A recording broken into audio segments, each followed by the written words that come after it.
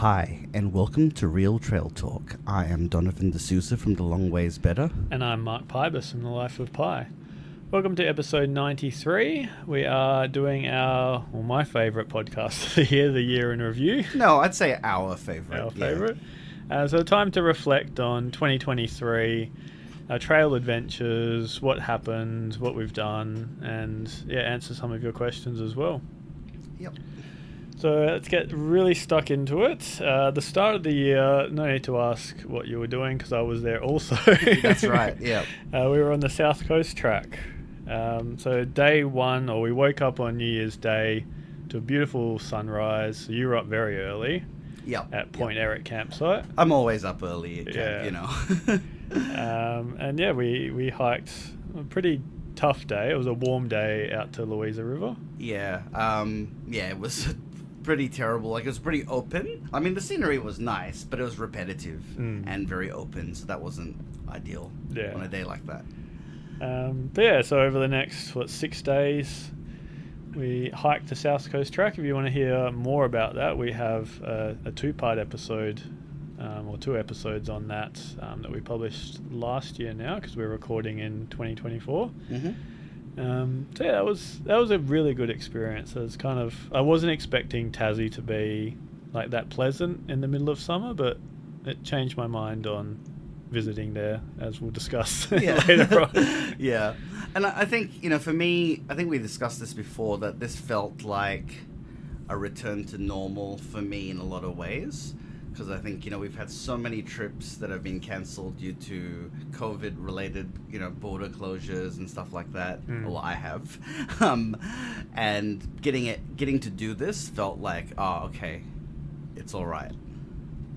Yeah. And I think when we recorded the 2 episodes, you hadn't released any of the videos on YouTube yet. How was the response to those within the hiking community? Very, very good. We can talk about that later. Okay. So after the South Coast track, you returned home straight away, didn't you? Yeah. Whereas I stuck around. I had 3 days on Bruny Island. So I was going to toss up whether to do Walls of Jerusalem or Frenchman's, but in the end I was like, you know what, a cruisy few days just doing some day hikes is probably the better option. So booked myself an Airbnb on Bruny Island, and that was a really fun time. Actually, there's a lot of hiking on Bruny Island. It's not as remote as what I thought it would be, because you can see the mainland of Tassie from most points on the western side of the island. So it just kind of felt like there was a lake in between rather than the ocean.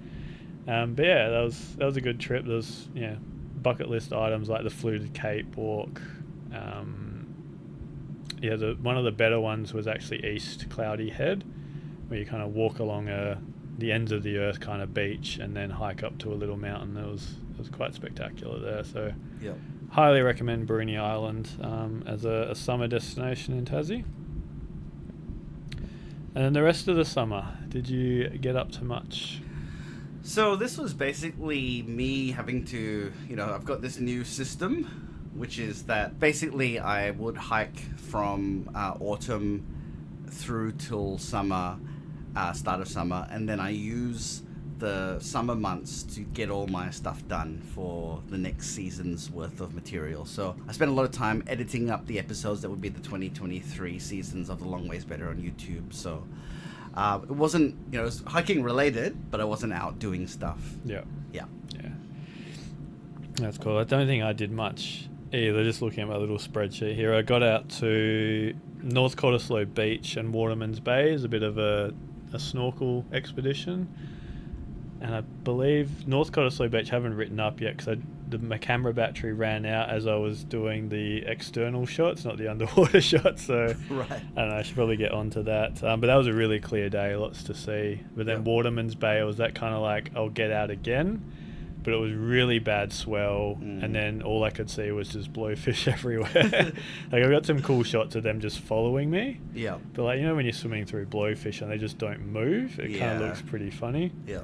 I know I did actually speaking of like things, I'm thinking back to that summer because it was so long ago now, but I remember that being a really mild summer.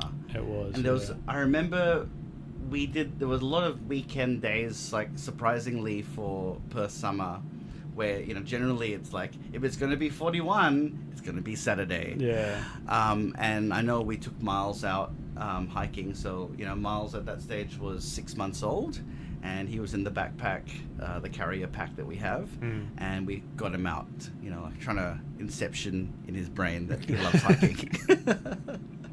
Yeah, actually, it was a very mild summer compared to the last one, which was a scorcher. Yeah. And this one that's turning out to be a bit of a scorcher. There wasn't a day above 40 last summer. Yeah. And I remember thinking, no, you got to be grateful. Like, yes, there was some, mid-30s days and some high 30s days, but it didn't ever reach that. And, we have to, take what blessings we get. So moving on to autumn. So it started with a trip down to Denmark. Karis had booked an Airbnb like a year in advance that she wanted to visit, so that was kind of cool. It was like Ocean Beach Road area, that kind of in the Karri Forest. Actually, I think it was actually right on the bib, so that was fun reliving that little experience. But just kind of wandering around, did like Harewood Forest because I hadn't done the full loop, but they just extended it. Yeah. Got some snorkeling in at Greens Pool. That was fantastic. Oh, it's a fantastic spot, isn't it? Yeah. Like, you don't really think that that's a snorkeling spot, but like the granite boulders in the water, there's lots of seaweed. There's plenty to see there. And the back wall before the breach point is like outstanding. Yeah. Yeah. So that was a fun hour. It was a bit cold, but that was fine. Yeah. And Prawn Rock Channel as well. I saw that before they put in the new bib alignment to cross Wilson Inlet. So I was looking at it, I was like, that doesn't look that bad. Like, there should be an alignment there, or at least the option. So there you go. They put one in. And how was your start to autumn? So there was more of the sort of, we were just doing ad hoc hikes with Miles just to get him out there and, get him acclimatized to the idea of being out hiking. So we did a fair bit of that. We bought a house, so that kind of tied up time. We moved out from our old place. Moved to this new place in Booragoon, and it was, that basically took up our autumn, pretty much. Yeah, as I'll talk about later, I've done the same thing, and it sucks your time up in like weekends and moving and prepping everything. I know you've done a lot of renovations to this place already. Yeah, and look, I think it's one of those things where it sucks up a lot of time, but it's kind of worth it. I think very much that the hikes are the time you spend away, and that time really matters to me. I kind of plan my year around the 3 or 4 major hikes that I do. But coming home to somewhere nice is fantastic. Yeah, because you guys had been renting in that same place for a decade. So as much as it felt like home, there was always that like lingering in the back, like it's not really home. Yeah, and you can't really, put roots down, both literally and figuratively. Yeah. So we're now, as you saw, planning the back garden, and it's just exciting to be able to do that and to bring the beautiful nature of Western Australia into our backyards. Yeah. And having that piece of the bush there is, I think a really great goal for the time that you're spending not hiking. Yeah, it's good just to like have a cup of coffee or sit out in the afternoon and just kind of admire like what you'd see out in the bush. Yeah, and I think I've developed probably a greater appreciation for Western Australian flora, and not burnt jarrah, mind you, but seeing just how much other gardeners kind of envy us over here, and the beauty of our plants here. Yeah, it's certainly an eye-opener, even as someone who appreciates beautiful things like Fitzgerald National Park, Yeah. So the rest I was kind of much the same as you. Like, I didn't really go up to too much in the autumn. I'm looking at my list here, and Mount Yeatar Walk GPS is on there. And boy, I remember that. Yeah. I think it was Easter when I did this, and that was just not a good trail experience, I'll put it that way. Like, beautiful scenery, but it was a bit dry, and there was just so many dirt bikes around. Like, they must know that that's a spot that no one ever goes to, because they just like put gazebos up on the side of the entry road, and then all I could hear the whole hike was just moronic drone of a dirt bike. And then, as they got closer and closer, they're revving their engines and ripping up the trail and everything. It just wasn't a fun experience. So in the end, I think I just put my headphones in and just tried to block it out. But yeah, it's not one that's going on the website unless I literally have nothing left to do. Wow. And then, had the hiking expo as well. That was good fun. Went out to Whistlepipe Gully with a few friends. It was good to visit that one. And then, lots of Kingdom of Pi maintenance, because at the start of the year, I made the decision to give up the Murray campsite, because I just didn't have the time. The area was annoying me just because, like, I rocked up one time and there was, 2 4-wheel drives there, set up all their camping equipment inside the shelter and everything, plus out the back where the road was.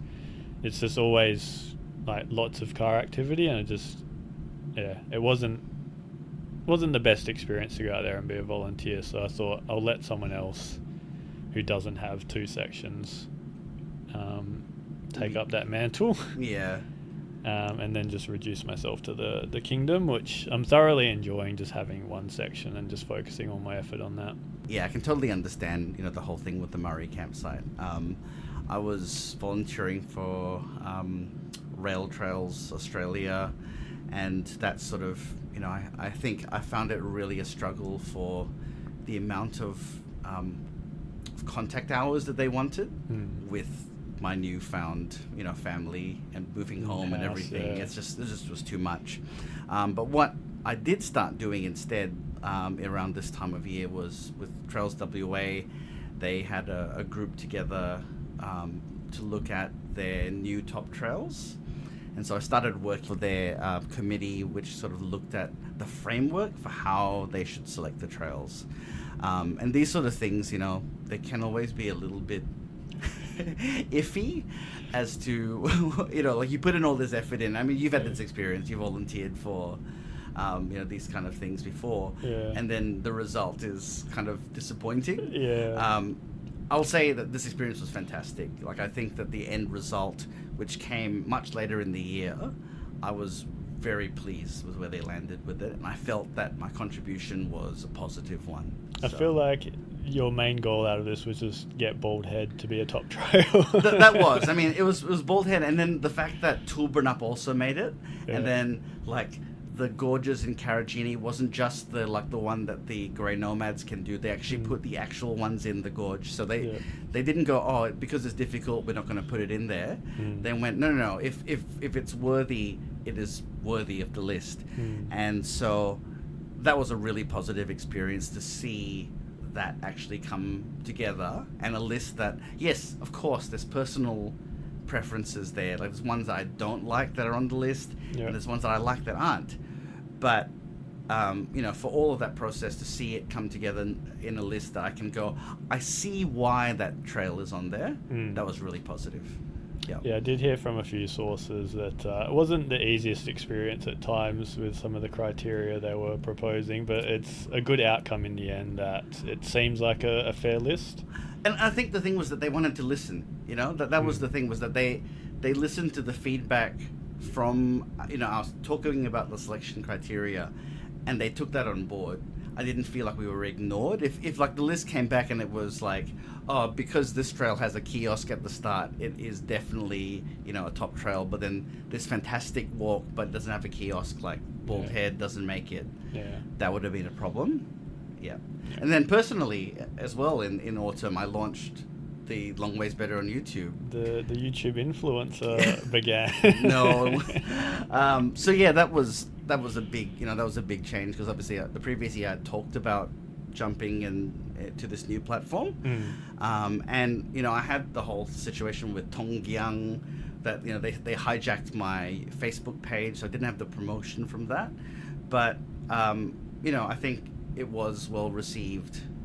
The stuff that came through, particularly that first season, which was about hikes in Perth, was really well received. the one in the Great Southern a bit less so, but then the South Coast track one was very, very well received, and at the moment is still getting a lot of views at the moment. So yeah.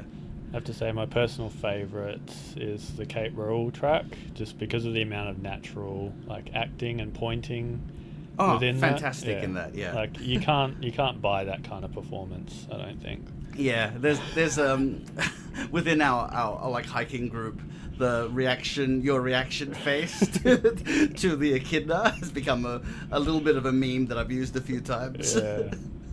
I had to really ham that up because I'm the Tasmanian echidna whisperer now. You are, yeah. I've done quite well for myself. Yep. That was quite exciting because obviously you'd been talking about that for quite a while, and you'd had the videos ready to go, and it was just kind of a matter of then sharing it, each week a new video. So that was really cool. Yeah. And I wouldn't worry about the Facebook page not existing because it doesn't really do anything anyway.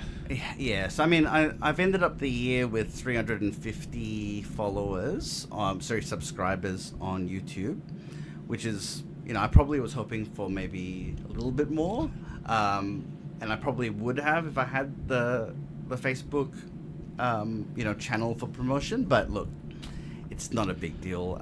This is a long game thing. I'm not doing it to monetize to make riches from it. It's just, it was mainly just a way that I needed to change the way I was doing things. I wasn't happy. And also, being a father, I just don't have the time to blog the way I was. Yeah. I think you need to break out the floppy hat and bikini to really get those subscriber numbers up. Yeah, let's not do that.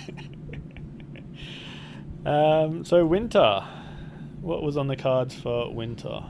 So at the moment, with Miles being under 2, we were like, yes, we've got to make the use of the free travel for an infant. Yeah. So we flew business to the Northern Territory, and we did the Red Centre with Miles, which was great because Alyssa had this, had a lot of concerns. Will Miles be a baby who's not good at traveling? Yeah. And why not do it business class if you can? That's the starting point. So that was really good. Outstanding trip. I mean, you've been to the Northern Territory. I think it's a wonderful place with some just absolutely spectacular hiking. I think there's not a lot of hiking, but what's there is almost always excellent. Going to Uluru was great. I think the mistake that we made there was that we went to Uluru first, and that was one of the longest drives. And Miles was like, "What's going on with that?" So, I'd say if you have an infant, don't do that. Maybe go for somewhere closer first. So I would probably have reversed the order of the trip. Yeah. But yeah, it was really fantastic, and the scenery was great. Probably some of the best hiking I did over the whole year was in this trip that we did. Okay, excellent. Yeah, because we are planning on recording a day walks of the Northern Territory episode, so I look forward to hearing more about that because obviously you're not blogging anymore. Yeah, I mean you'll see it. The episodes are going to come out in April this year. Yeah. So stay tuned for that. Nice. How about you, Mark? What did you do in winter? So the first week of winter, Karis and I went up to Exmouth for our return trip because we didn't get to see whale sharks in 2021. So that was the very first thing we did in Exmouth, and wow, what a day! I think we were in the water, we did the introductory snorkel, getting out to the outer reef, and then I think within 5 minutes of being pulled on board, the captain got a radio call from the spotter plane saying found a whale shark. So I think we ended up swimming with 3 or 4 different whale sharks the whole day, and that was just amazing. To see them up close and see how big they are, and they look effortless when they're swimming, and I'm swimming as fast as I can trying to get photos and videos and be in the right spot so I'm not disturbing them or getting in the way. And at one point we had one whale shark that we were following going one way and another one coming the other way. Wow. So a few of the guides who were up front were they knew where they were because they were talking with the captain, and it was this is one of those experiences that you really have to do and see for yourself. Yeah, and that's certainly an above average, because I know when we went in April of whatever year that was, 2021 or 2022, that we saw one and it was near the surface, and the previous day they saw one, but it was like quite deep. Yeah, and when they dive down as well, like they go down a fair way and they look tiny. And then just the timing was really fortunate, because that night there was a big swell come through, and that kind of ruined the snorkeling for the next few days. So I'm glad we booked it first thing. Yeah, because the visibility was really quite good. And then to top the day off, we saw yet another orca hunt. Oh, so really? in 2021, we got to see a humpback whale kill, which was confronting, but also like that's nature. Yeah. And this time it was spinner dolphins, like a pack of spinner dolphins they were chasing. So that was quite cool. And so 2 from 2 on the orca hunts. Yeah. on those tours. And then the rest of the week was just spent. I think I did turquoise Bay drift snorkel like 4 times. And then towards the end of the week, it really started to clear up. So I wanted to go visit Coral Bay just to see the devastation firsthand of what had happened. Yeah. But then also wanting to get in some quality snorkeling. So I booked a quad bike tour to Five Fingers Reef, which hasn't been affected as badly. Yeah. But doing Paradise Beach drift snorkel and Bills Bay was a bit... what's the kind of word? It was a bit devastating to see like masses of dead coral. Like there was still fish around, but it wasn't like Ningaloo up near Exmouth. I guess to explain that, because people might think hearing this, was it a coral bleaching event? But it wasn't. It was because the coral spawn was blown in, and it had like an algal bloom, wasn't it? Yeah, so it kind of got trapped in the bay, and then it all fell to the bottom, and then basically suffocated the reef. Yeah.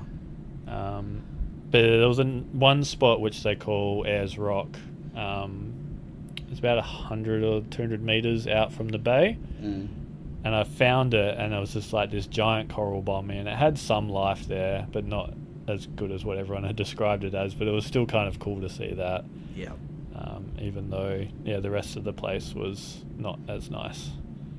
But definitely, if you're in Coral Bay, do book one of the boat tours, because they take you out to the bits of the reef that haven't been affected. So it's a good way to support the town while the reef recovers. Yeah, and so I'm planning on doing that in 2029. So I'm hoping you'll be recovered by then. I think like 5 to 10 years worth of recovery. I think the reef should bounce back. Yeah. And then just like doing snorkels that I meant to do last time, like Pilgrim under Ledges.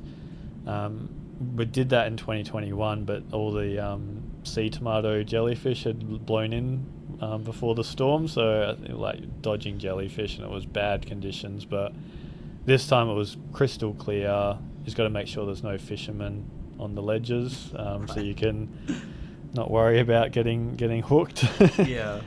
And then Osprey Bay as well, which is a really good spot. It's not like, it doesn't have the reef that everywhere else has, but it's got seagrasses, turtles. I think I saw about 10 turtles in the bay. That was kind of cool. And then did North Turquoise Bay, which is the other side of the spit from the drift snorkel. The child-friendly section. Yeah, and there's it's again seagrass, and there's not as much reef. But if you get close to the ledges on the north side, there's some really cool marine life that you can find there. And that was it. That was Exmouth over and done with. Yep.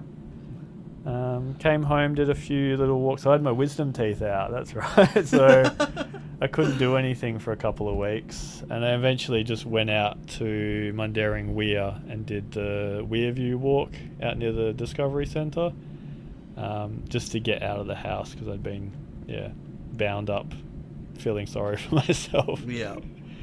And that was it. Oh, and I launched my book too. Yeah, talk about that. That was a really big deal. So end of June, I finally got my copies. It was a very exciting moment. I had a book launch at the Chart and Map Shop. So thank you to everyone who came along to that, including you were there. That was good support from everyone. And then I wanted to do a delivery run down south to everyone who ordered, so like retailers and then everyone who ordered through the website. So that was fun. It was just kind of an exciting time to like see what I'd been working on for a year in print. Yeah. And it's a fantastic book. I mean, I think all the photos are really fantastic. The directions you've written are, they're better than the Trails WA directions. Well, even better than Google, I've heard, because one of my mates, his friends went down to Dwelling Up, so he took his book, and the way Google directed them to Marrinup Falls was on this like horribly rutted four-wheel drive track. Yeah. Whereas some of them followed my instructions and like it was a breeze to get in. I was like, yes, that's why I do this. Yeah. So it's a really good book and everyone should buy it. Yes. From your website, right? From my website. Well, It doesn't really matter where you buy it from, but I'd like it if you bought it through me.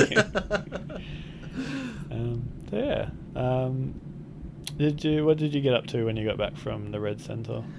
So, my dad and I did a lot of training hikes. We started in autumn, I realized, but it was in winter we really went for it a lot more because my dad wasn't a hiker, and the plan was he was going to do the Cape to Cape with me. So we did a lot of training hikes. I took him on a lot of hikes that are personal favorites, like we did Kitty's Gorge, we did Eagle View, the new Eagle View, which is Eagle View, yeah, good to see what they've done. Now I think unfortunately it doesn't go to the old Upper Lookout anymore, but what they've done other than that, I'd say it's a really positive experience of what.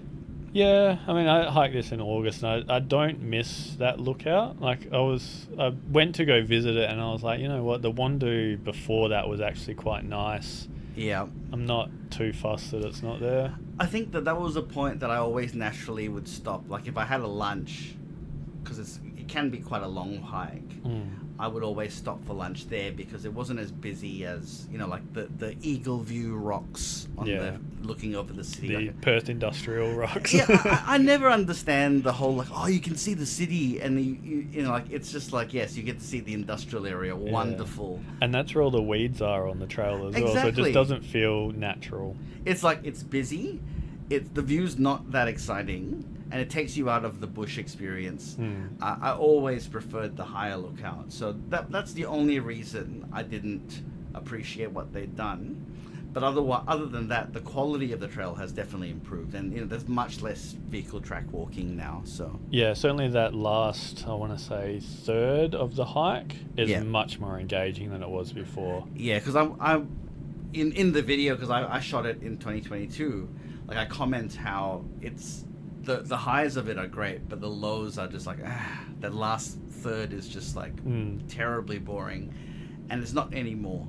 So it is an improved walk. Yeah. We did that. We did a few other hikes. I can't remember what we did, but it was a lot of training hikes in winter, leading up to the Cape to Cape. Yeah. So in July, we did our usual escape. The winter for Karis's grandmother. Yep. And we finally got to Port Douglas, which is a place that I've always wanted to visit ever since I was a little kid. Mainly just because of two things, the Great Barrier Reef and the Daintree Rainforest. So this was kind of like ticking off bucket list items for that. So we did the Great Barrier Reef tour, which I was a bit hesitant about because I'd heard horror stories about you get taken in this giant boat to a floating platform. The reef isn't very good, and it's kind of like here tourists go and frolic in this not very good reef. Yeah. Yep. So we picked one of the tour operators that wasn't as busy, or they didn't have as many numbers per tour, which was Wavelength, and that was a really good experience. We went out to Opal Reef and visited 3 spots. Fantastic snorkeling, really shallow reef, lots and lots of fish to see. Didn't get to see any sharks or turtles, which I was a bit annoyed at, but I got to see Nemo. Did you think it was better than Ningaloo? It's the different fish species was different. I mean, Ningaloo on really clear conditions I would rate above the Great Barrier Reef. But I think because I was expecting the Great Barrier Reef to be a bit worse, that actually made it better. Right, yeah. Yeah, like there was never a moment where I was snorkeling the Great Barrier Reef where I thought this was rubbish, or I was worried about like the photos not being good or not seeing enough fish or whatever. Yeah, I don't know. They're different reefs. Like I enjoy Ningaloo, you can just walk off the beach and there's a bit more variety, but yeah, the Great Barrier Reef was a fantastic experience. Yeah. And then I did a hike called Devil's Thumb, which is basically just a mountain hike in rainforest. Yeah. And it rained, and I wasn't thinking at all. And I just kind of sat down in the rain while I put my rain jacket on. And next thing I know, I've got like a dozen leeches crawling all over me. Yeah. And the rest of the hike was spent like flicking them off my pants, off my face, being paranoid about getting bitten more. And then the conditions at the top were just so terrible that I didn't go to the end because I wasn't going to get any views. Like it was just like sideways rain and my camera was going to get damaged. Yeah, and you've damaged your camera way too many times too. Yeah, we'll speak about that later. And then having to deal with all the leeches on me at the end, and then they got infected when I got home, and it wasn't the best experience. But yeah, after that, visiting places like the Daintree and Mossman Gorge as well kind of put that trip in the right. Yeah. You know who was very jealous of that, right? Alyssa. Because our 2022 trip was meant to be the Thorsman Trail. And we were also going to do the Daintree and the Great... We actually had bookings for everything. So when I said, where's Mark? I said, where you were. She's like, I mean, to be honest, like the Daintree, like there are some hikes, having researched the area a bit more after, and like while we were there I saw some signs, but like I was driving through and I'm like, are we in the right area? Like the driving was really nice, but there were not a lot of walk trails. Like there's 3 very small kind of boardwalky areas, and they're beautiful, but it's not like you're immersing yourself in the rainforest. Yeah. But yeah, it is quite special there, and it seemed every time we got out of the car it started to pour with rain, so Karis decided to stay in the car right. towards the end. But yeah, this is one of those days, and like I enjoy driving, so it was good fun to get out there. Yeah. So that was Port Douglas and surrounds, which I believe have been not flattened but affected by another cyclone, so I hope all is well in that community. Yeah. And then July, continuing on, I took my niece out to boarding house campsite on the Bib. Oh, was that this year? That was this year. That seems like so long ago. Well, this is my youngest niece, so I okay. took the other one out in 2021. Yeah. And I think it's something that happened is when they turned 10, they got to go out with Umar on the Billman track, so I took Alexa out to do Tom Road, so I thought we'll do the same thing, go from One Tree Bridge out to Boarding House Bridge, because I really wanted to see Boarding House Bridge again, and she really enjoyed that. I gave her my camera for this return walk, and I think she wants to be a photographer now. That was quite good. And then August, as we've already talked about, Eagle View, so getting that updated for the website. Same with Ellis Brook as well. I've missed hiking there. That's a fun little trail. It's a lovely walk. I wish it was a bit longer, but like you can't complain about what's there. Yeah, on a nice like sunny day with a few clouds, when the waterfall's actually flowing, it's beautiful. Yeah. Lots of wildflowers out there. Just some of the people that visit there baffle me. Like people who walk along the trail talking on speakerphone, like lots of people who aren't prepared as well, like vaping at the top of the falls. That kind of stuff, yeah. Yeah. And then visited Collie as well, stayed with Melina at her place in Collie, did a bit of mountain biking at Arklow, which is actually quite fun because that's where the Bib crosses, but the mountain bike trails there are, like, it's good to have something close to town like that. Yeah, I think, the whole vision of the add value for the town of the trails, like we've had this discussion before where the stuff that's in Wellington is maybe a bit far from town, whereas Arklow is actually right there, so you can, go do your ride in the morning, go into town, have a beer, and palmy and pint. Yeah. And then go back out again and do another ride. Yeah. No, it's perfectly positioned, and it kind of like adds a bit more to the area than like Wellington National Park. So you're not just there for those trails, you can stay in town and do Arklow as well. And I think is it Kylie trails that are the south of town as well? Yeah. There's another little area there too, which is quite fun. And I think the whole thing there is, like these are not the most like scenic places, but you can create really good bicycle trails in areas where the scenery is not outstanding. Yeah. And that's a topic for an episode we're going to do, which is about like what makes a good trail. Yeah. And for bike trails, it's a bit of a different story to a hiking trail. Yeah, I agree. And then while we're in Collie, I kind of mentioned to Melina that I wanted to do the Yonga Trail, and it was that weird thing with August. I kind of forgot about a weekend. So I was like, I've got a spare weekend where I haven't planned anything. So we organised to do the Yonga Trail in a day. Yep.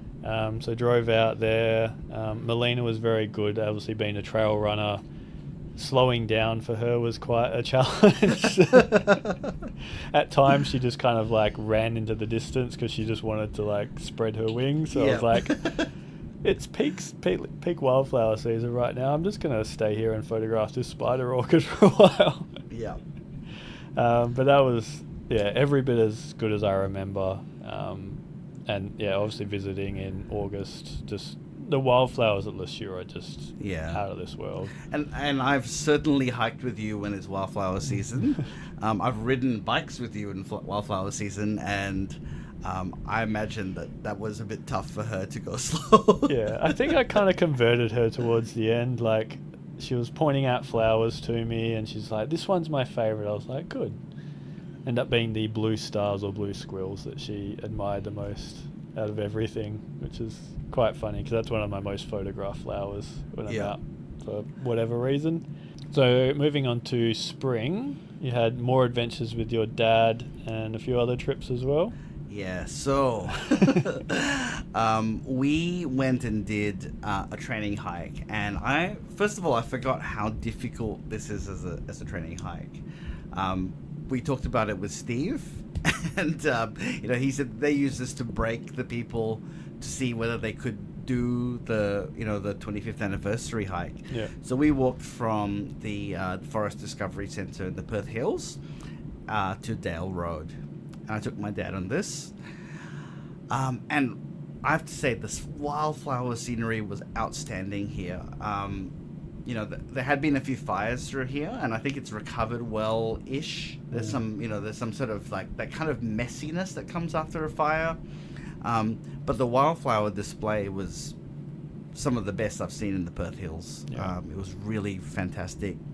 I think my dad was maybe a bit non-committal about this section, because I was like, how did you find it? And he's like,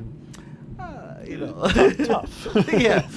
So I think it was good in a way, because I thought, look, if he can do this, he'll be able to do the Cape to Cape very easily.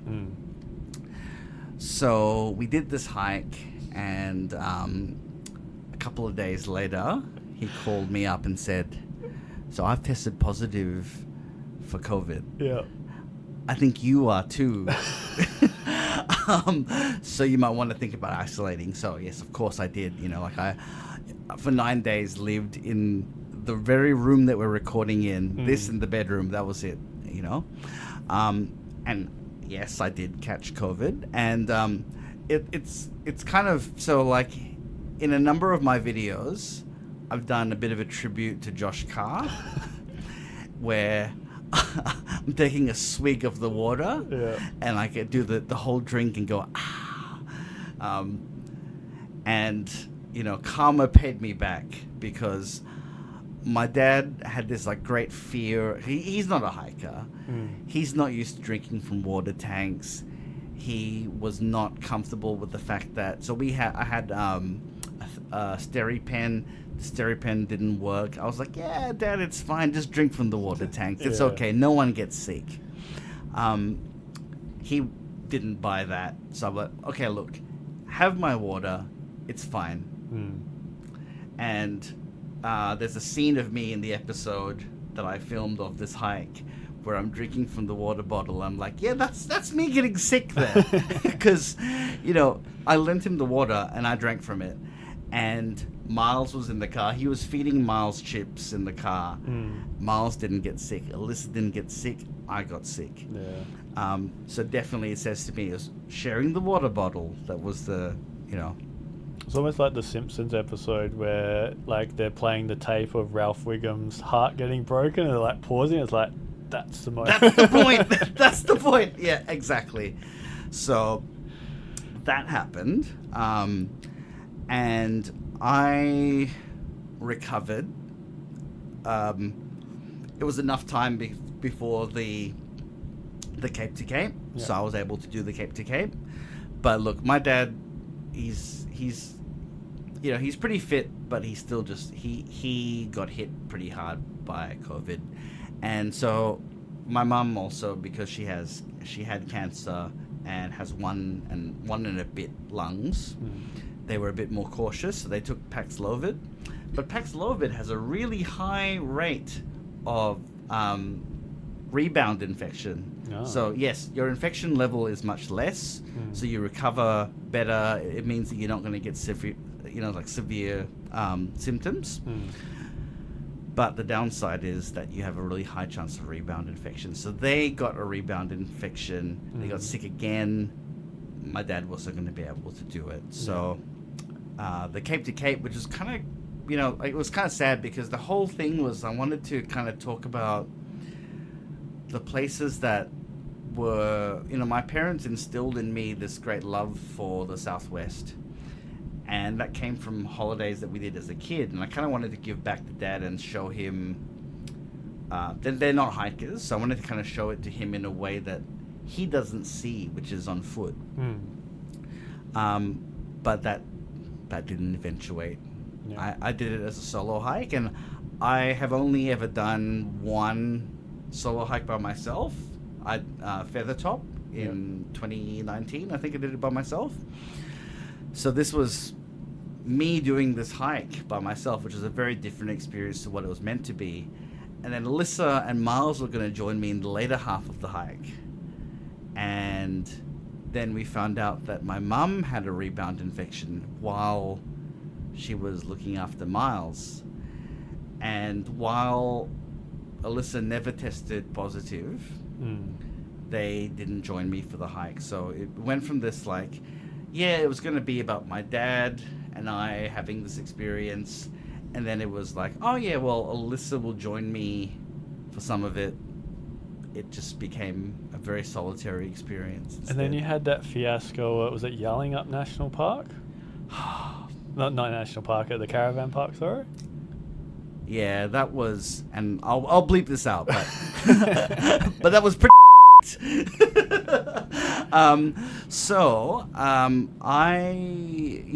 when we were booking all the accommodation, we were meant to, So when I booked all the accommodation, we just couldn't find anything left because, of course, it was very last minute, some of these decisions.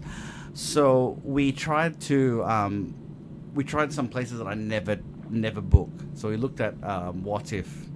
I never look at this website. Yeah. And they had a place, lo and behold. So we booked it. Alyssa and I rocked up. So this is after my first day of the hike. We were like, okay, we're going to just chill out. We're going to go get some fish and chips. We're going to just have a nice evening. We rocked up, called them up and said, hey, you haven't sent us the details for the keys yet. Can you let us know what the code is? Because we really want to get in. And I got this tirade back at me of they shouldn't be booking out this place, blah, blah, blah, blah, blah. So they double booked us. And we called everywhere. So of course, it was the King's birthday weekend. Absolutely nowhere in Margaret River had accommodation. Yeah. So basically, just in a very quick decision, Alyssa and Miles went home. Alyssa at the stage was like, I'm really worried about that I've got COVID.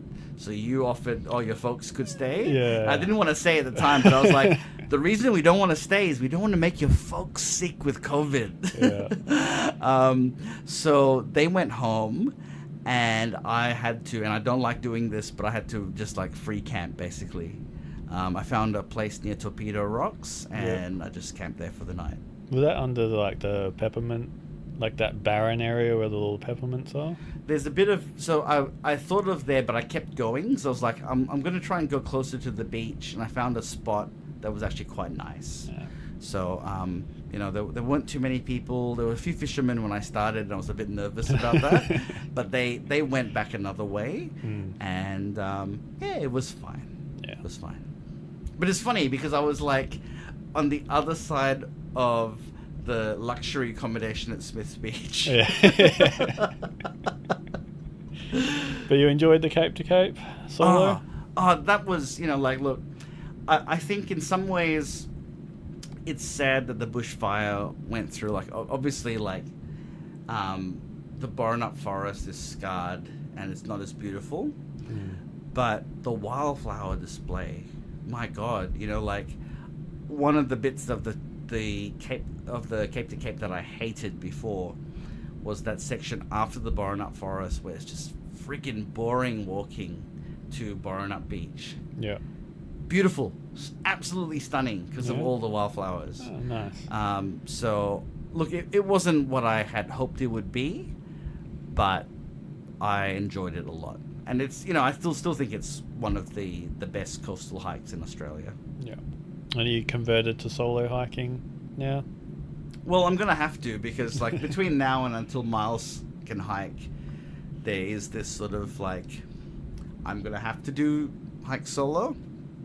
So the next until 2029, when we have a, you know, Carragini and Exmouth trip booked, and then I want to start with Miles doing the Bibbulmun when he's 8. I'm gonna have to do a lot more solo hiking, and that's fine. Yeah. No, I think you'll enjoy it. It's a good break. Yeah. So how about you?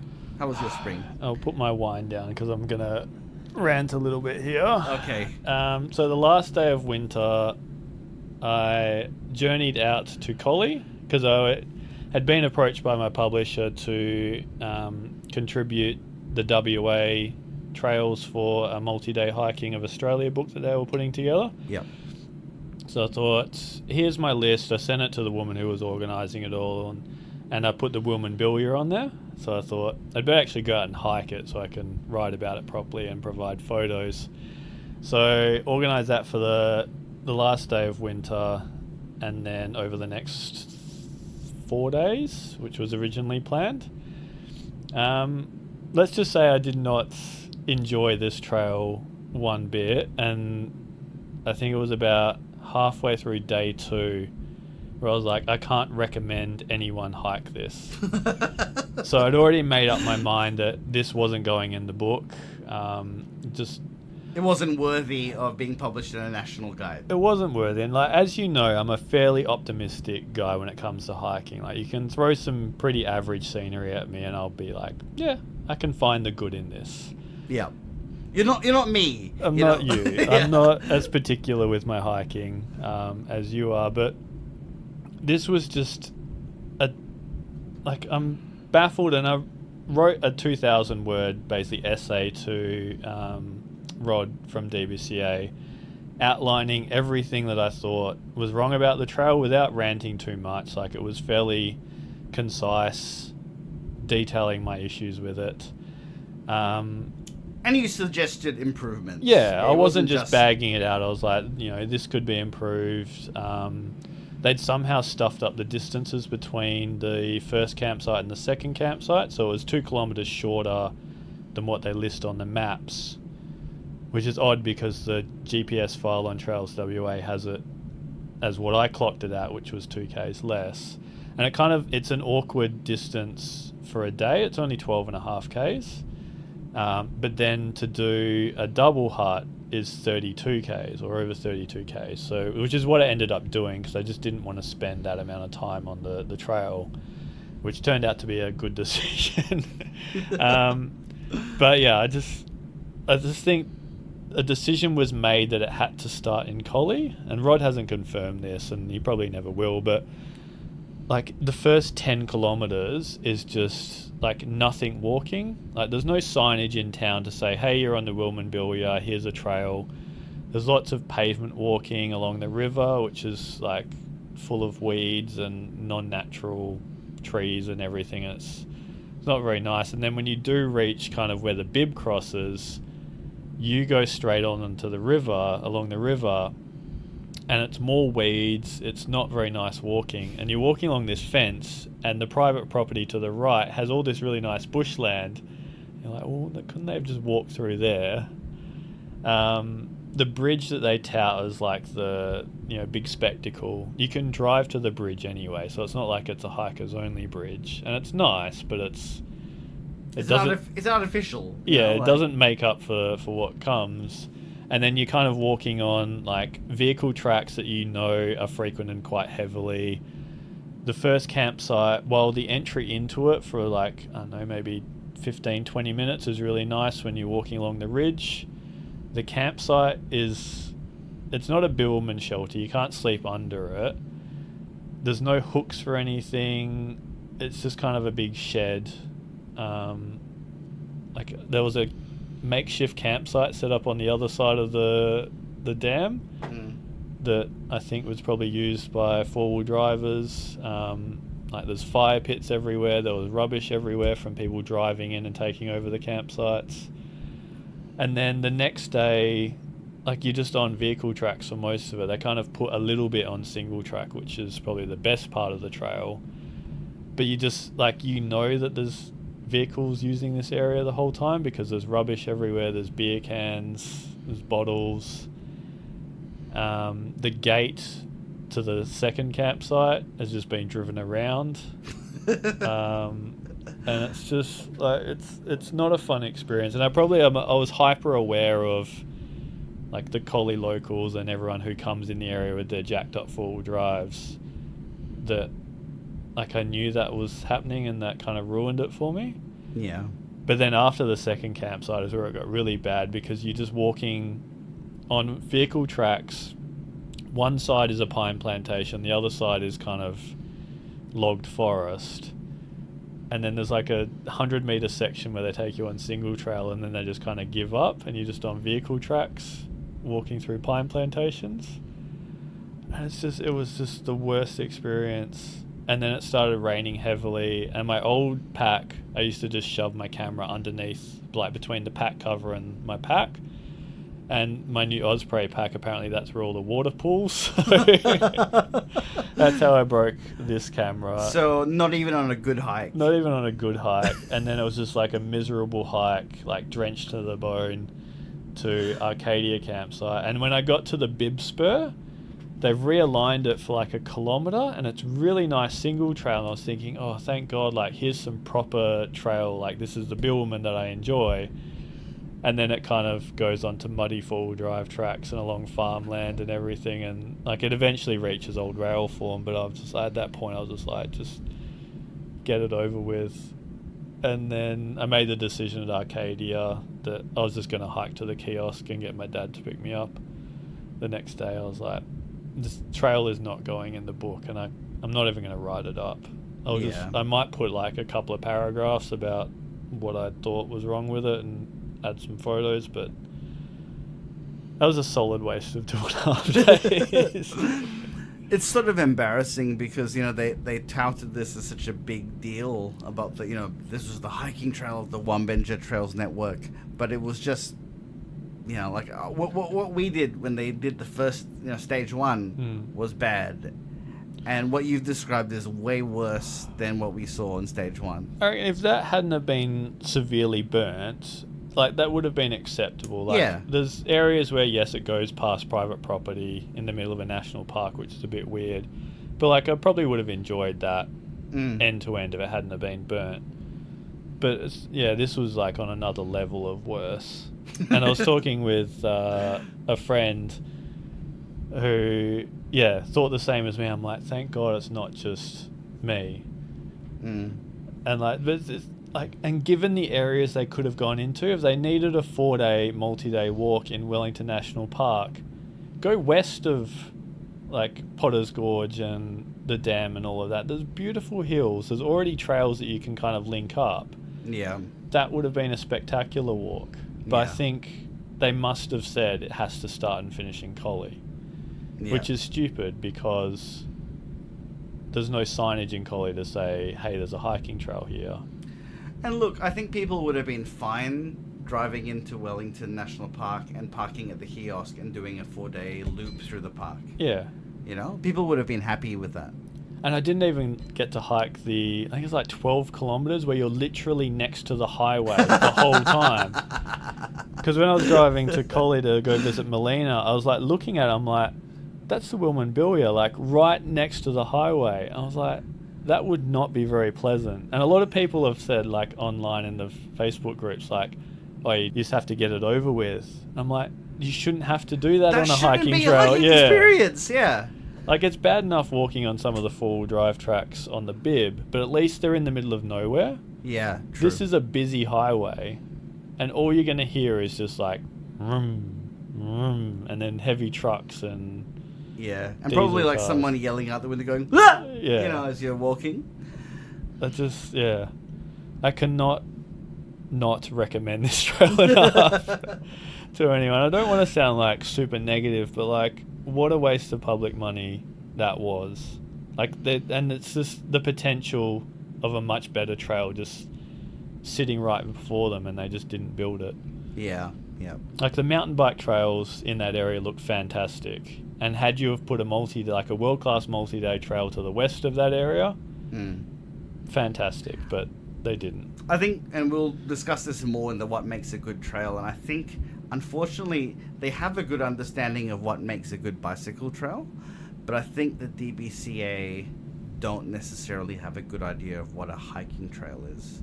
And you just see this happen more than once, where you look at it and just be like, why? Why did you build that? So yeah, that was the Wilmanbillia. I ended up buying a new camera, which was the old camera that I ruined on my 2020 trip. I had a huge fiasco, but I was going to go mirrorless, and I ordered this camera, the Nikon. God, what is it called? The Nikon Z6. I found that online. I had an 18 to 200mm lens, which is perfect for what I use it for. Ordered it, waited a week, hadn't received shipping information, so I emailed them and they're like, oh yeah, this doesn't come out for another like 2 months. And I was like, where is that on the website? Where is that on the email confirmation? Nowhere. Yep. So I cancelled that order, and I really needed it for the next trip I was going on. So I just found a $1,000 Nikon on Facebook Marketplace. It's only taken like 1,100 shots. And I was like, I'm familiar with this. I know it takes good photos. Yeah, 1,100 shots. That's you in a day. I know. And like literally the first hike that I did, I was like, well, I've doubled the shutter count on this one.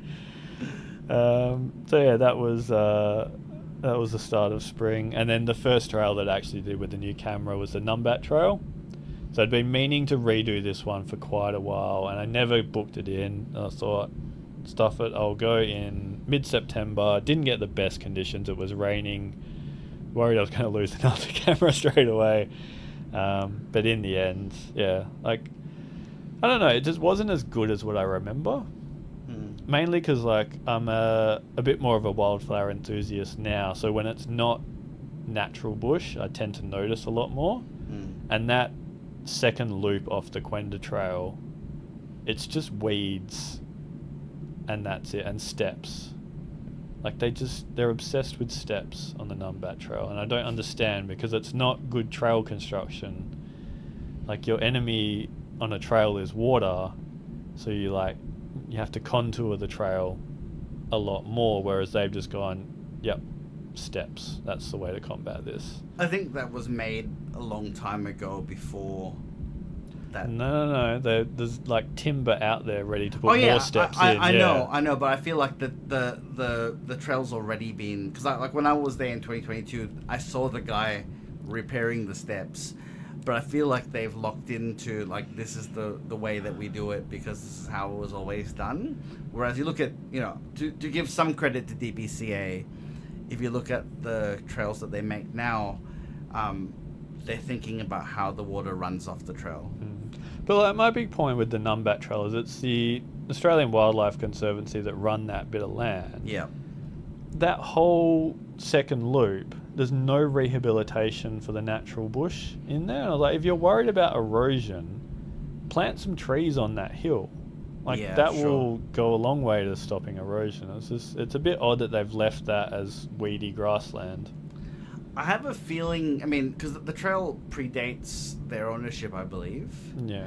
I think that there's a little bit of like, they don't really care that much in terms of like, I think it's more about the animals than...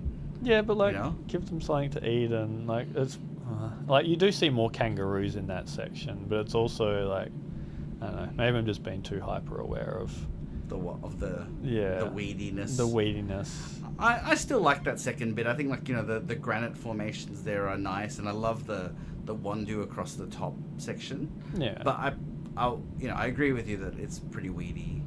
Like, yeah, the most enjoyable section is actually just the Quenda Loop. So I think I wrote this in the post. I was like, if you just want natural bushland, just do the Quenda Loop. There's not a whole lot of value add apart from a bit of extra fitness to doing the full Numbat Trail. Yeah. But anyway, I digress. So obviously, yeah, other than you know, like the Numbat Trail, you had like a massive road trip that you did. Yeah, so I was listening to the 2022 Year in Review podcast today, and you said that my book trip in that year was like peak Life of Pi. Yeah, this was taking it to a whole nother level. Yeah, I coined the term Pibist. So, like, you know, to Pibus is to, you know, do as many trails in a shorter time as possible. Yeah, so, the publisher was really happy with my first book, so requested that I do a follow-up book, which is going to be on the south coast of WA. And there was a few trails that I hadn't done, and I also wanted to just to refresh my memory on everything else. So I planned a 3-week mega bonanza hiking trip.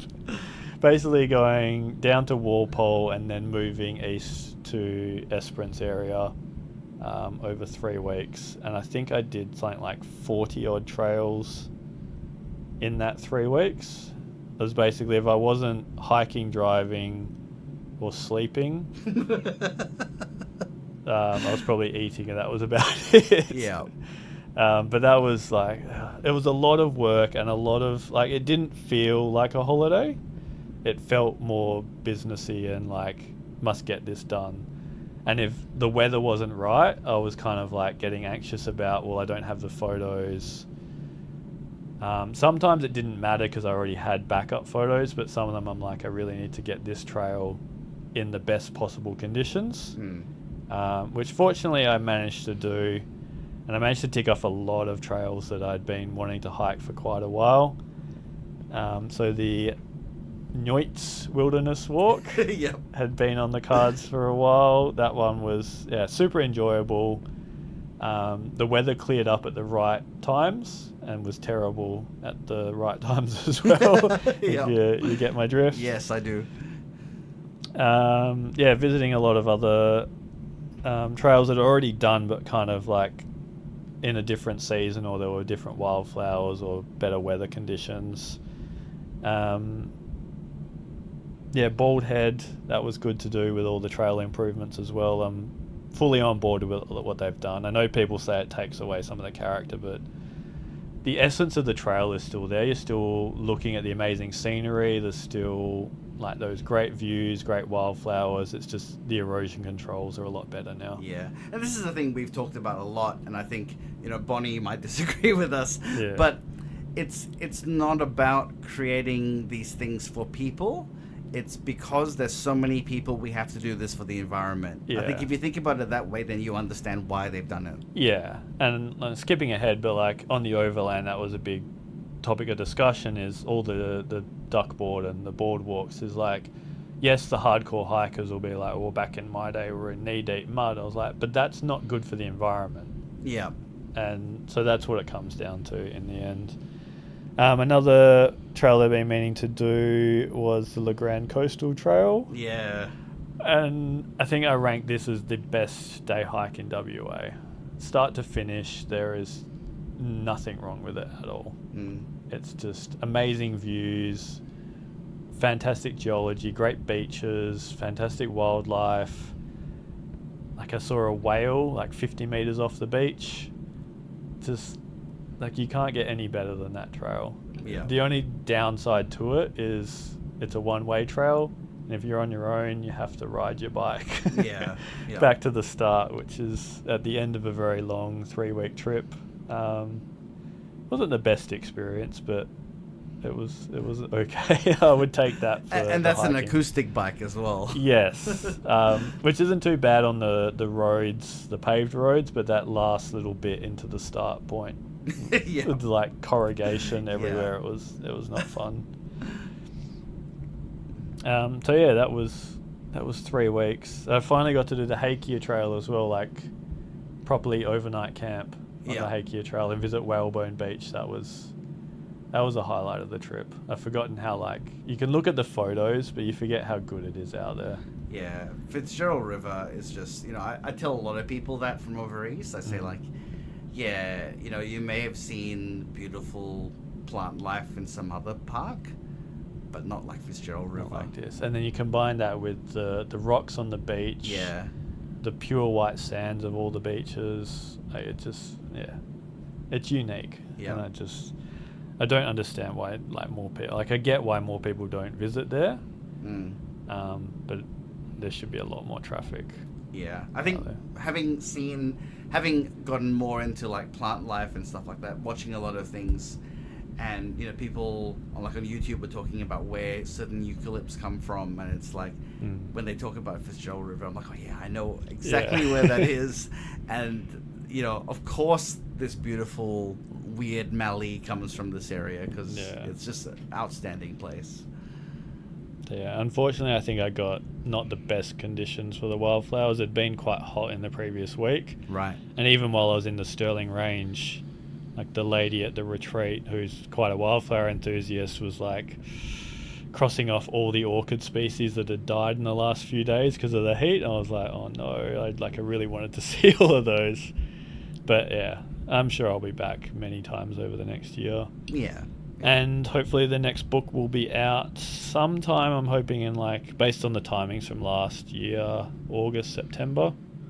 We'll see how quickly I finished writing that because I've been a bit lax with purchasing a new house, which happened while I was on this trip. So yeah, we'd been searching for 2 years, been outbid by crazy amounts on a ton of houses, and then this was a private sale through someone Karis knew, and we've got our Hilton house. Yeah, I remember you being just very sort of despondent when you realized all these sort of boomers were just constantly outbidding you in all the houses. It's just a few times we'd bid on a house and know that we were one of 2 or 3 bidders, yet you'd be outbid by $100,000.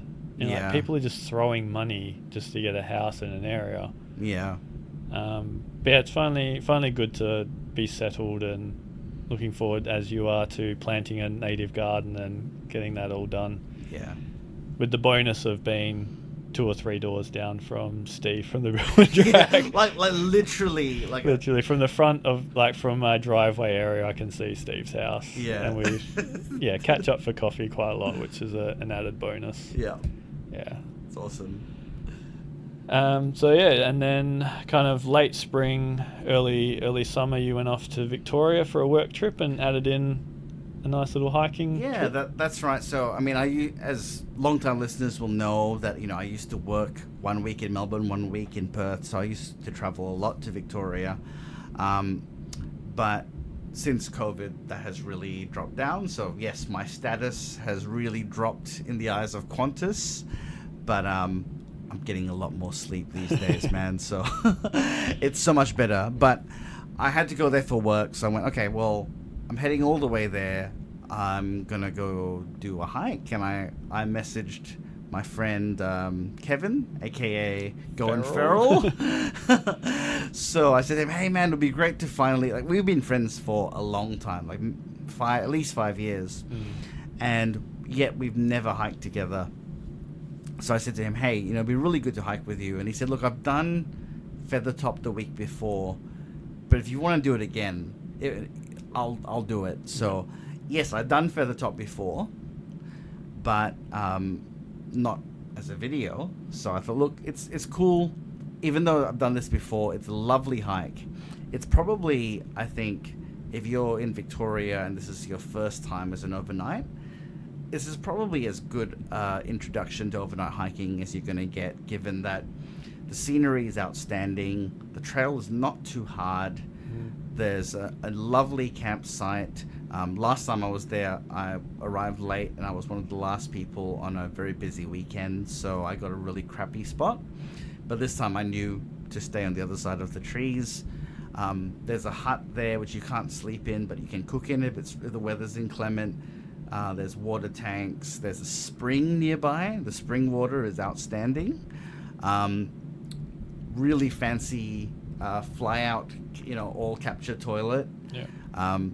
And the view from what is the second highest peak in Victoria is fantastic. So that was a great way. This is like my entree to my Christmas trip, which was the AAWT. I was going to do a section of that from Kiandra, hope I'm saying that right, to Kosciuszko.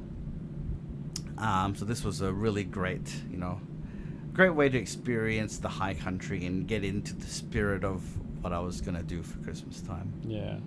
Which you may as well talk about now, because I don't have much between my Christmas trip and spring anyway, but you unfortunately had to cancel your Christmas trip. Yeah. So 2 weeks before I was supposed to leave, I woke up and I just had this severe pain in my foot, and I couldn't walk straight. I had to walk on an angle, and we live in a 2-story house, so there was just agony walking up and down the stairs, and it just didn't seem to get better. So I went to my physio, and he said that it's Achilles tendinopathy, which is basically an overuse injury. And basically, he said to me, look, if it is better in the time that we have, you probably shouldn't do a hike, but look, if it's better by the next week, maybe you probably can do it. The next week, it still was agony to walk, and it got better by the end of that week. So I possibly could have done it, but it was just that fear of what happens if I'm out there and this flares up, and I'm stuck in the middle of nowhere and I have to push the PLB. I don't really want to have to do that. So basically 5 days out from when I was meant to leave, I had to cancel the trip, which is really sucks given... Yeah, you've had the worst luck with trips over the last few years. Yeah, so look, the good thing was I worked like crazy through springtime and summer, early summer at work, and I had 4 days of time off in lieu up my sleeve. So I'm gonna be doing this in Easter. Well, touch wood. Yeah, touch wood. So I was able to rebook this trip. So I'll still get my 3rd season out for The Long Ways Better on YouTube this year. Yeah. But yeah, just delayed because of what's happened. Yeah. But you had better luck with Christmas this year. I did. So way back in July, I did the hiking equivalent of trying to get Taylor Swift tickets, which I also tried to do and wasn't very successful. But yeah, I finally pulled the plug and decided this year I was going to do, well actually this year in 2024 I was going to do the Overland Track. So joined the queue at 3,000 and something for the horrible Tassie Parks booking system that they've got in place for the Overland. It crashed several times while I was trying to do it, including at the payment stage. But I finally got the last slot on the 1st of January 2024 to do the Overland Track, so I thought, fantastic. Booked a few days beforehand just in case there were travel delays, and if there wasn't, I'd get some kilometers into my legs because I hadn't hiked in like a month and a half. Yep. So I booked an Airbnb just west of Launceston in a town called Deloraine. Did my first hike in my old Scarpa hiking boots, and I quickly realised I'm going to have a world of pain if I take these on the overland. So I did a very short walk called Alum Cliffs. So I did that, and then another one called Westmoreland Falls, which was just like at the end of like a full drive track with paddocks either side. But then you just walk into this like beautiful temperate rainforest, and there's an amazing waterfall at the end. It's like just a throwaway trail in Tassie that's like infinitely better than most of what we have in WA. Yeah. And then I was like, right, I really need new boots, so I hurried back to Launceston, and thankfully Paddy Palin sorted me out with a pair of Keens, which is my first pair of Keens. Really? Yeah. Never had a Keens before? Never had Keens before. They're okay. They smell quite a bit, which is a review that I got off a hiker off the overland track as well. He said his weren't the best either, but they were the most comfortable pair. The pair of Scarpas I tried on were the same issue around the toe box, is just really tight. So I tested those out at Liffey Falls, which is a hike I can highly recommend. And the next day I thought I'd better go do Cradle Mountain while I'm in the area, just in case the weather turns while I'm on the overland track. And it turns out the weather was horrible on this trip. Like it was like legitimately cold, like freezing cold. I think it was like 6 degrees the whole way going up. And I got like limited views from the summit, but at least I got some views, and I hiked up to the summit okay.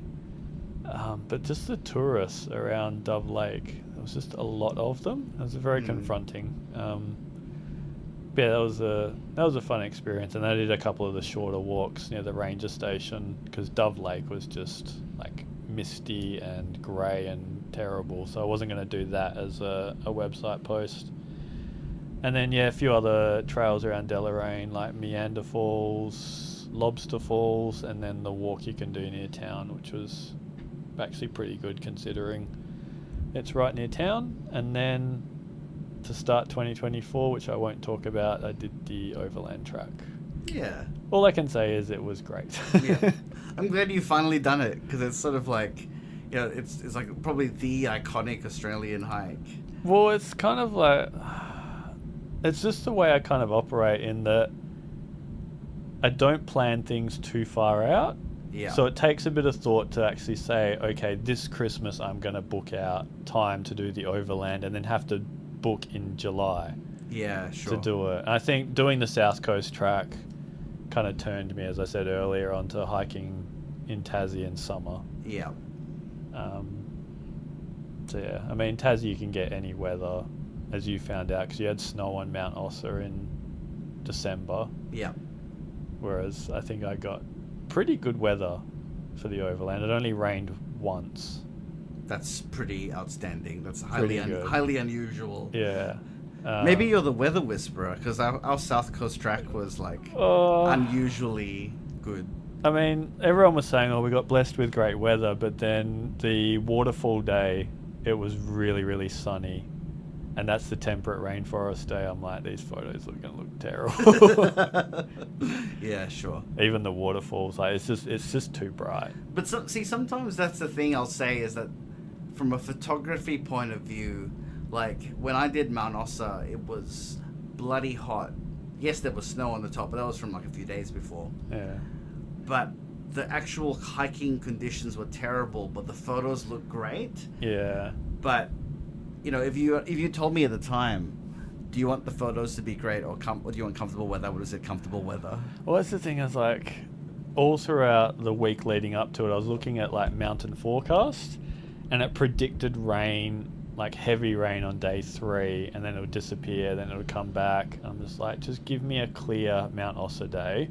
Yeah. I can handle a bit of rain, but not too much because of the photos. Like if I hadn't have been photographing anything, I wouldn't have cared about the weather, but I don't want to put my camera away for like half a day and not have that experience. And look, the view from Mount Ossa is outstanding. Like you just see mountains as far as the eye can see. Yeah, and it was warm the day I did it, but it was, I'd rather that than it be like overcast and no views. So yeah, sure. You got to take the good with the bad.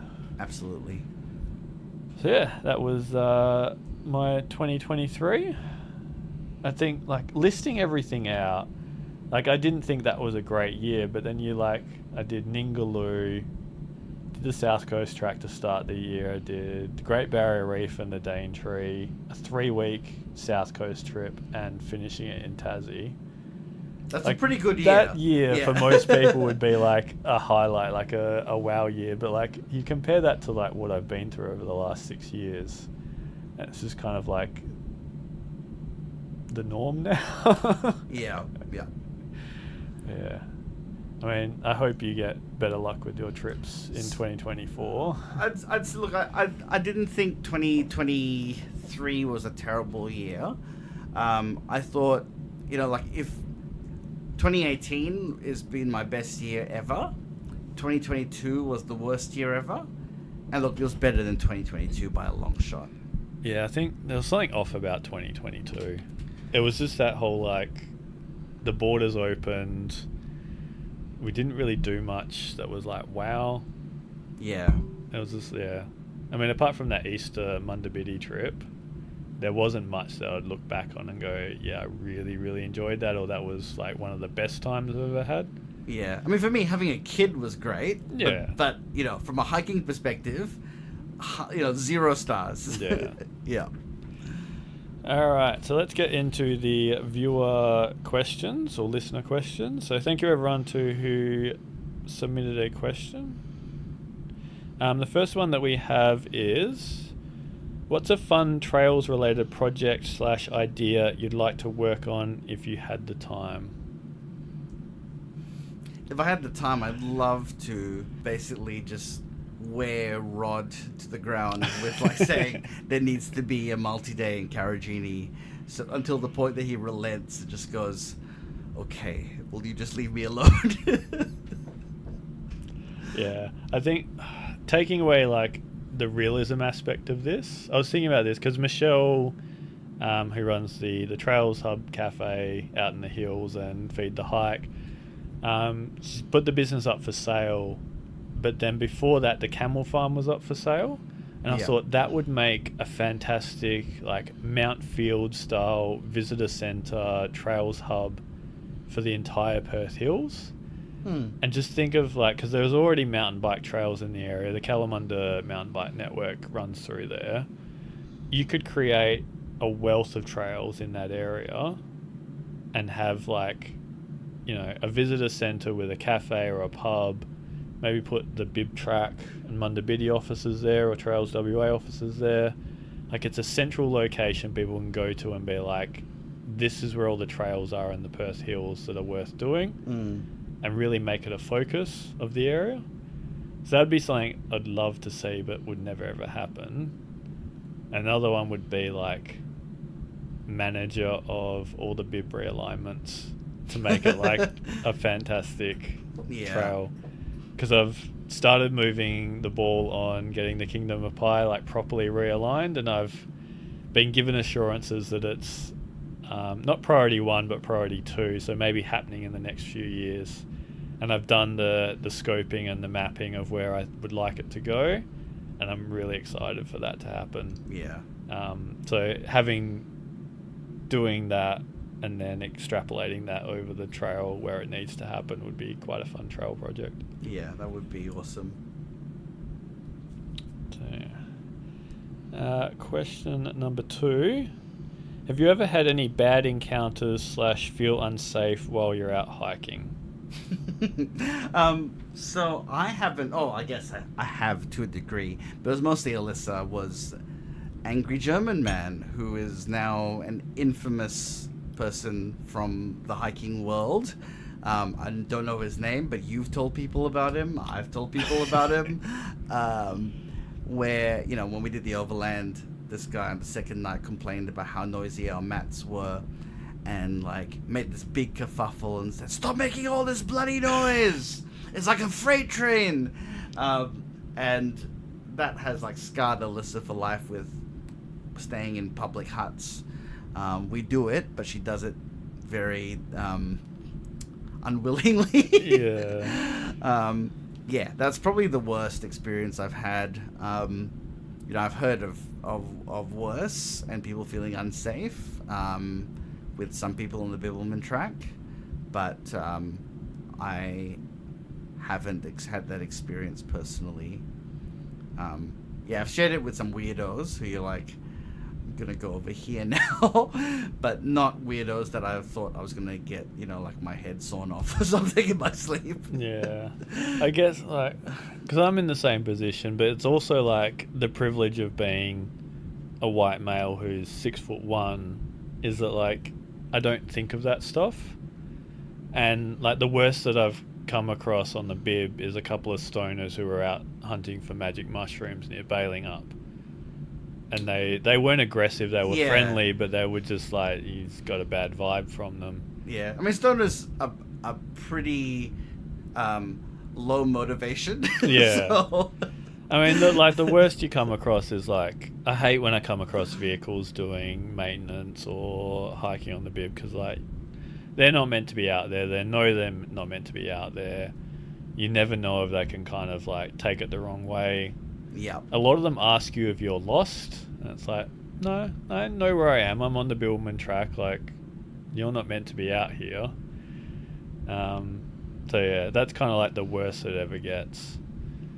And it's like, I know a lot of females, you see them in the groups asking the questions about like, my partner's like not comfortable with me going hiking alone, or I'm not comfortable going hiking alone.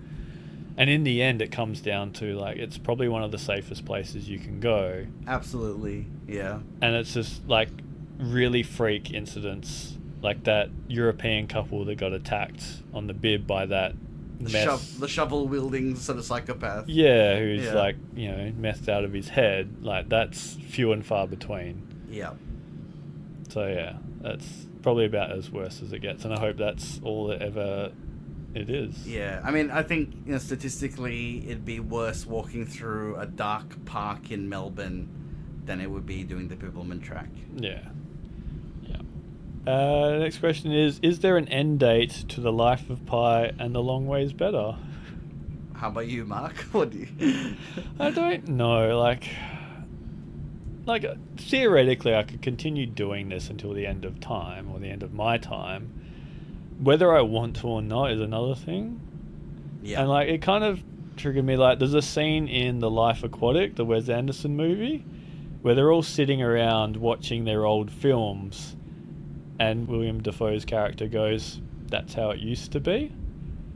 And I kind of like, I've always thought about like, I never want to get to that point, and if I do, that's probably when it's the end. Sure. Like when there's like not enough good experiences, or I'm not enjoying it enough that it doesn't seem like fresh and exciting. I don't know, that's kind of, yeah. Because like I'm pretty even like weathered when it comes to trails. Like, you can give me a not so great trail and I can find the good in it. Yeah. So I don't think that'll come for a long time, but I don't know. Eventually it might. Yeah. What about you? Well, I have told you that I think that there is an end date. I won't say it because that project that will lead to that I haven't started it yet. But yeah, there is possibly an end date for it, but without getting into the details of when that will happen, I will say that when I look back on my life, I always think of the scene from Blade Runner when Rutger Hauer's character is like, I have seen things you people wouldn't believe, like... The burntest Jarrow you've ever seen. I want to be able to, yes, our lives are a bit longer than a replicant's life, but I want to be able to say that I've seen things, and I'm not there yet, I still have a long list to go, and I won't achieve all of it in the lifetime that I have. But until then, there's still time with this that I want to do, and things I want to do, and things I want to achieve. And when I've achieved them, you'll know, because I will have stopped a long ways better. Yeah. I mean, it's kind of morbid thinking, but like, I have thought previously, like, if I was not here tomorrow, looking back at what I've done, I'd be quite happy and quite proud of the places I've been and the things I've seen and like the people I've met. That anything after like a few years ago is just like gravy. Yeah. Like, most people don't get to see the places that we see. Absolutely. And having the website and the YouTube channel, it's like we've said before, it's an impetus to go out and do and see more things than the average person normally would. So I think in terms of living a full life, we're doing that pretty well. Yeah. But I want like I wrote a song back when I was in a band called "A More Permanent Impermanence," and like everything in life is impermanent, but I want more of it. We need to have like an episode where we just play your album. I think everyone would enjoy that. Next question is, will Alcoa closing also end their mining? And then tacked on to that is, how to ensure funding for the Bib and the Munda Biddi? So my short answer is Alcoa will continue mining until their lease runs out. Absolutely. Them closing down, so this has probably come off them closing down the Kwinana refinery. Although I highly doubt they will close it down. They will just put it on the lowest possible status of maintenance, so they don't have to spend all the money rehabilitating the site. Of course. They'll cheapen out. Yeah. But in terms of mining, they will not stop at all. They will export the lowest grade bauxite they can at the expense of the Jarrah forest until they're no longer allowed to. Yep, absolutely. Yep. In terms of the Bib and the Munda Biddi, I know the Bib has foregone a lot of mining sponsorship in the recent years. I think they used to be sponsored by Alcoa and they made a decision not to be. I think they're still sponsored by Newmont, which is a gold mine which doesn't take up as much land and isn't expanding as fast as Alcoa. Whereas the Munda Biddi seems quite comfortable being in bed with Alcoa. Yeah. And maybe it's because bicycles are made of aluminium, Mark. I know. That if you ever bring up anything anti-Alcoa on Facebook, be prepared for that argument. And like, there's an element to that, but also, like, aluminium, you can recycle it as many times as you want. There are other bauxite and aluminium deposits elsewhere. You don't have to rip up the only Jarrah forest in the world that grows. And I cancelled my Munda Biddi membership. I haven't sent them the email to tell them why, but it's basically, I will continue again when you dump Alcoa as a sponsor, because I don't like how cozy they've become. More recently with them just completely allowing a diversion, like a new realignment into Jarrahdale that takes away the Balmoral Trail and the old alignment, simply so Alcoa can continue to mine and expand their operation. And look, I will say this at least, to be the devil's advocate in this instance, and I do this very reluctantly, at least there is a realignment, because I think the previous bit they did, which was terrible, there was no realignment. We were just made to accept the fact that there was this hideous, road that we had to cycle through that was just ripped up, and the signage was terrible. And, I know that I got emails from Alcoa about my just absolute hatred for it. So I will say, at the very least, look, this realignment, it sucks that they've done this, because the old alignment was good. At the very least, they did think about, well, maybe this isn't good for the people who are doing the Munda Biddi. So I will say that.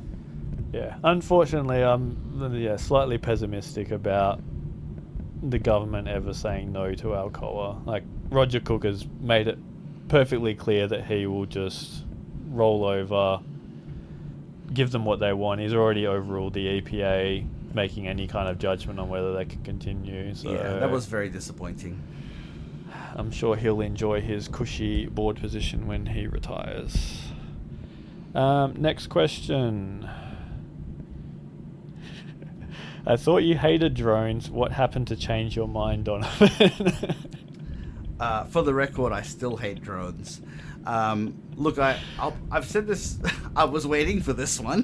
Why do you have one there? Okay, so I'll put it this way. Look, I think I really dislike when you look at Instagram and every photo is a drone shot, and the only thing special about it is that it's a drone shot. And when you have an image where, that's the post is just that, that's 100% of that post is a drone shot. I use a drone very sparingly in what I do, and the reason for that is that I do think in a lot of ways the human view shots, while true to reality, they don't capture the emotional feeling sometimes of a trail. And I think that the drone shot sometimes gives you that that awe that you don't get from the on the ground shot. I don't like it. I'm very conflicted every time I put the drone in the air, and I try to get it down as fast as I can because I do not want to be the annoying drone boy flying the drone overhead. But it is something that I deal with the moral complexity of every time that drone goes up in the air. No. Yeah. I have no problem with drones. The same as you, I just hate the overuse of here's an ordinary place, but you put a drone up and wow, but no one's ever going to see that view. Yeah, absolutely. There's sometimes I see that with really boring sections of the Bibbulmun track where someone's got a drone flying overhead on this vehicle track, and it looks fantastic, but it doesn't capture the reality of it. So I try not to do that. I try to use it in moments where I feel it adds to the awe of actually being there in a way that I feel that the ground camera is not going to capture. So a few years ago, I had the idea of what you're doing now of maybe transitioning to YouTube videos to try and capture trails, and I'd storyboarded a lot of trails in my head, and using a drone, I was only ever gonna simulate what it was like to have a camera on a crane. Okay. Yep. Until I realized that you can't fly over people's heads that close. Some of it wouldn't work as well as what I thought it would, and then just didn't have the time to do it. So I would, if I was doing videos, I'd probably have a drone too. But it's the overuse, and then you're trying to enjoy a place, and there's always some idiot with them flying overhead. And I think if you look, you could probably count the amount of times I use a drone shot per video. It's probably, I think the most I would have ever done is maybe 3 or 4 times in that video. Yeah. Just because I feel like that moment when you use it becomes more meaningful when it's spare. If every shot's a drone shot, not so good. Might be a different story if I do the Mandabidi, because having a drone that can follow you is a real boon to riding. But I think from a hiking perspective, I try to use it sparingly as a oh wow moment, rather than it being the main dish. Yeah, I mean there's a Perth is okay post about the aquarium down in Yallingup, and because I used to have a monopoly on that Google search until they put a post up, and I was looking at their post and I was like, it's just all drone shots. There's maybe a couple of on the ground shots. I'm you're really overdoing it with the I think there's a dozen drone shots. I'm do you really need that many? Yeah. To advertise the same place? Yeah. Anyway, last question. What are some of your go-to meals when hiking?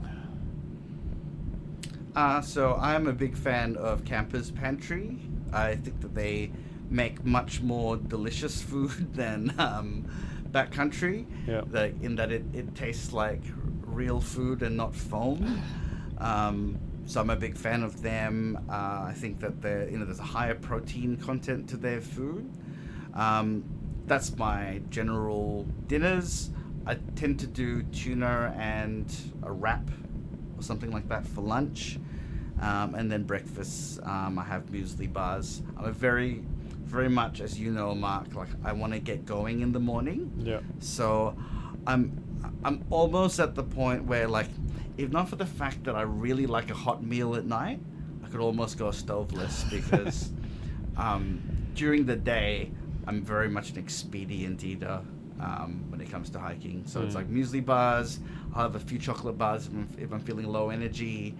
I have tuna and a wrap, and then dinner is the only thing that's holding me back from going stoveless.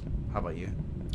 So I used to make a lot of my own meals, and then I found I got quite sick of them quite quickly. Right. Like the taste was just a little bit off sometimes after eating like the same kind of meals over and over again. And for the Overland recently, and this is not a sponsored post, but I tried the Radix meals, which is a company from New Zealand, and they've recently converted to being all plant-based, which is fantastic for me because, like, I don't eat meat, and I never really liked the meat-based meals when I wasn't vegetarian anyway, but these ones, they've got their own plant protein, and just the protein and the carbs and the fat and the micronutrient content within these meals is just like way above anything else. And on the Overland, like, I didn't feel sore at all. Like, having done that first day, which is the toughest, didn't feel sore the next day. Then I did Barn Bluff in the morning, and then the 10Ks up to the next. Even after Mount Ossa, just nothing. Like, I could just keep going. And the only thing limiting me from doing some of the other side trips was just that I didn't pack enough meals. Like they've got the 400, 600, and 800 calorie meals, and I just found the 800 was too much. And then I lose my appetite when I'm out on the trail anyway, so I thought I won't pack as much. And I kind of regretted doing that because I was sitting at New Pelion Hut, and there's a couple of guys ready to go up Mount Oakley, and I'm like debating, and I'm like, I don't have the calories in my pack to keep doing these side trips. And in the end, I'm like, stuff it, I'll just go. But then towards the end of the trip, I'm like, I need the calories. So that was just poor planning on my part, but the Radix meals are like fantastic. I think you'll enjoy the breakfasts because like the apple and cinnamon and the chocolate ones, you don't have to have them hot. You just put the cold water in and they're ready in a couple of minutes. That sounds good. And then because it's all the packaging that you just roll up and put in your rubbish bag anyway, it's quick clean up. The dinner's kind of like the flavors are all kind of samey a little bit. There's some nice ones in there, but the curries and the pestos and everything, they're the same in essence. Yeah. But they're not unpalatable, which is what you want out on the trail. Yeah, because I think that's the biggest thing. Like the two things that I've gone off is I've really gone off Cliff Bars because it's like eating like dry powder. And I've really gone off backcountry because I feel like, as a meat eater, I find that the meat in there is awful because it tastes like foam. Like I'd rather eat, like some vegetables than eat that foam. Yeah. So I'm glad, I definitely would be keen to try one of these curries or something because I'm happy to eat vegetarian if it's tasty. Yeah. And actually, the best tasting dehydrated meal that you can buy, like commercial one, I've had is Strive, and it's the mushroom and thyme pasta. Yep. But the issue with Strive is you need to simmer or boil them for like 10, 15 minutes. Yeah.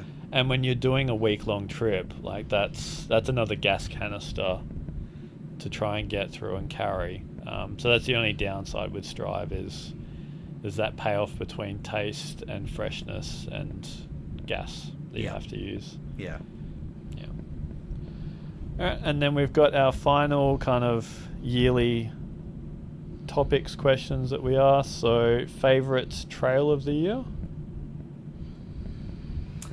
Oh, so when I did it, I thought the Giles track was fantastic. But looking back at the video footage, it doesn't look as good as I remember it. But while I was up in the Northern Territory, I really thought that Ormiston Pound was a fantastic walk, and the video does look good.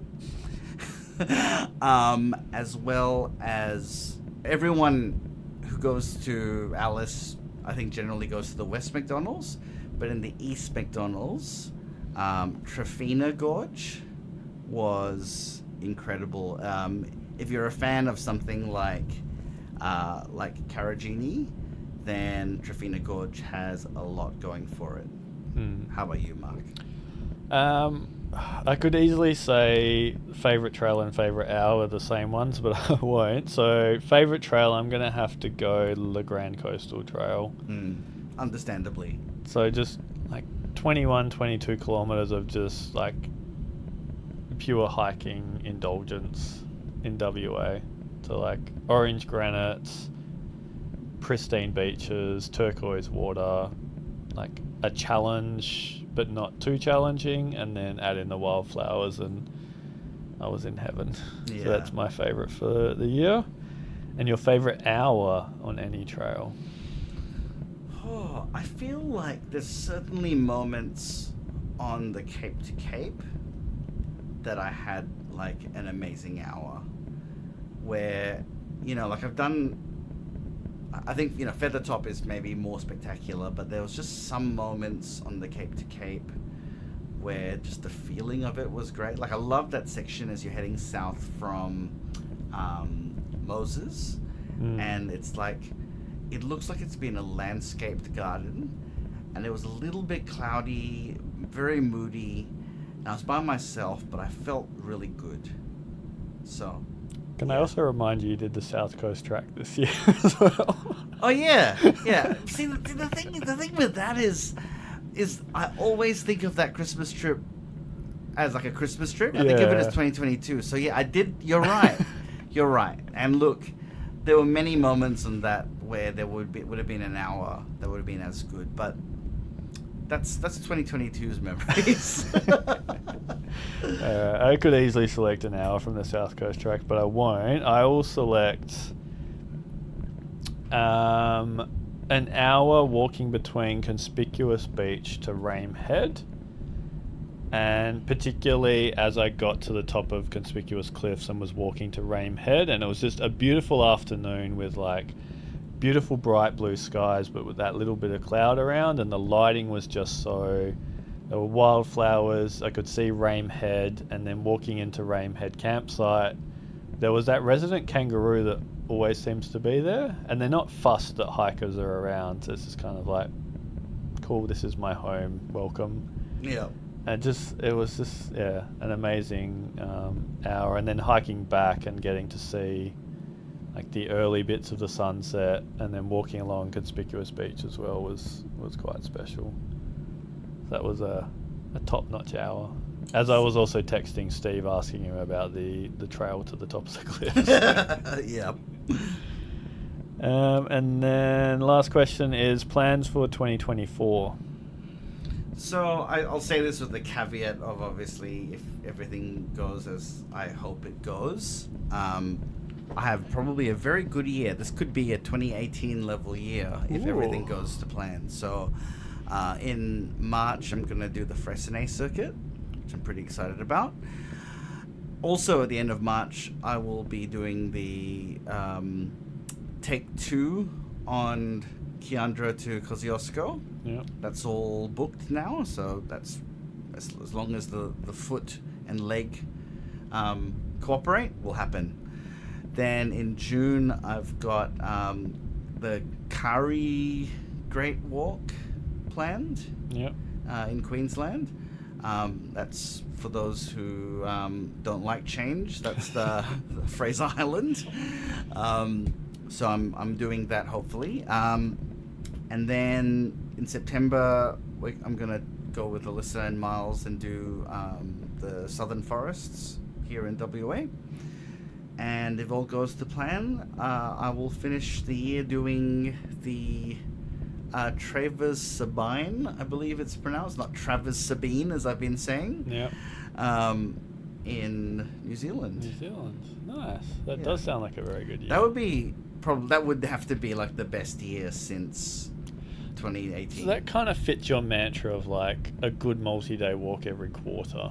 Yeah, so I've not been able to do that because work forces us to take 2 weeks off. But because I had time off in lieu, I was able to do this extra one. So that's my preferred method, is like every quarter I can do something. Yeah. So yeah, being able to do it would be really good. How about you, Mark? Pretty fluid at this point, as the young people say. Like, I have ideas of things I want to do. Like, I want to get up to Kalbarri and Kennedy Gorge, maybe extend that out to Mount Augustus. Because there's like a tentative plan to write a book about northern WA, but it's a very expensive thing to do. Because I'd also like to get out to Pernalulu as well. That would be kind of a bucket list. Would be great if it would happen, but I'd need to get the ball rolling on that quite soon. Apart from that, just not much, because like Perth trails, there's not a lot to do. Same in the southwest. There's a few trails I want to redo just for the websites. If the Kingdom of Pi realignment happens this year, that'll be a few weekends. But I'm also very low on leave. Like, my 3-week bonanza last year had to be purchase leave, so that kind of sucked away all the money I made from the first book.